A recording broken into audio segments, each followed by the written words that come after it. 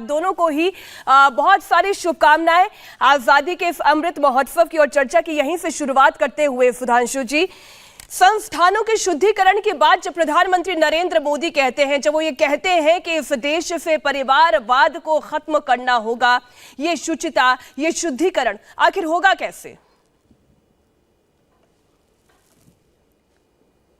मीनाक्षी, सर्वप्रथम तो मैं समस्त देशवासियों को अपने स्वतंत्रता के 75 वर्ष पूर्ण होने की शुभकामना दूंगा। और साथ ही मैं आपके प्रश्न का उत्तर देने से पहले यह कहना चाहूंगा कि प्रधानमंत्री जी ने जो आज 5 प्रण किए उसमें ध्यान करिए, दूसरा प्रण जो बहुत महत्वपूर्ण है, हमने स्वतंत्रता के 75 वर्ष में स्वराज्य तो पा लिया, पर स्व का तत्व कहां है? जिसे लोकमान्य तिलक ने स्वराज्य कहा था, गांधी जी ने हिंद स्वराज कहा था, बहुत साफ साफ कहा था हम ब्रिटेन से मुक्ति पाके ब्रिटेन की नकल नहीं बनना चाहते।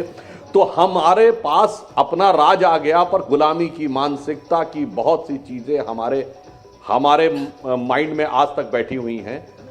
ये इको कर रहा, थोड़ा ठीक करवा दीजिएगा जी। उन चीजों से मुक्ति का संघर्ष 75 वर्ष में भी जारी है।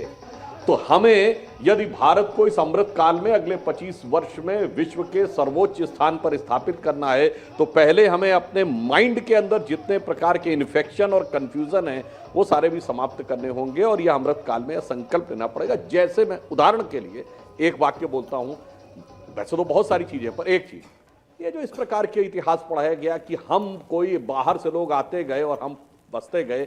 याद करिए, मैं बचपन में, मुझे याद है तब ये दूरदर्शन पे आता था, सर जमीने हिंद पर अक़वाम आलम के फिराक काफिले बसते गए, हिंदोस्तां बनता गया। ये नहीं है कि कोई हम सराय थे सब आके सेटल होते गए।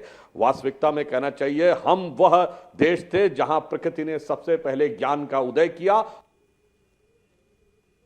जो जयशंकर प्रसाद जी ने कहा था, हिमालय के आंगन में प्रथम उसे किरणों का दे उपहार, उषा ने हंस अभिनंदन किया और पहनाया हीरकार। बस ये मैंने बताया कि एक मानसिकता कि हम क्या हैं, पहले यही आइडेंटिटी क्राइसिस से ही हम बाहर निकले तो बाकी चीजें विकास की आगे बढ़ेंगी। अब आपका विषय का जवाब देता हूं, जो उन्होंने कहा, यदि भारत को इस ढंग से उभर के आना है और भारत में 60% लोग 35 वर्ष से नीचे हैं, तो सबसे बड़ी बाधा क्या है? 2 ही चीजें तो बाधा है, भ्रष्टाचार।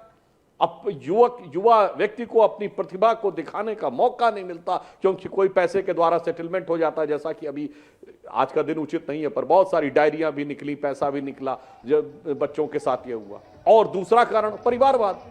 अब कोई किसी का भाई, किसी का भतीजा, किसी का मामा, किसी का चाचा, किसी का फूफा, किसी का ताऊ जाके बैठ गया और उन लोगों को मौका नहीं मिला। तो यदि भारत की वास्तविक प्रतिभा को अपने अर्थ में आगे आना है तो इन 2 चीजों से मुक्ति आवश्यक है। इसलिए इस अमृत काल में इन 2 चीजों का संकल्प प्रधानमंत्री जी ने दिया और यह एक सकारात्मक ढंग से भारत की वास्तविक शक्ति को उभारने के लिए अत्यंत आवश्यक है।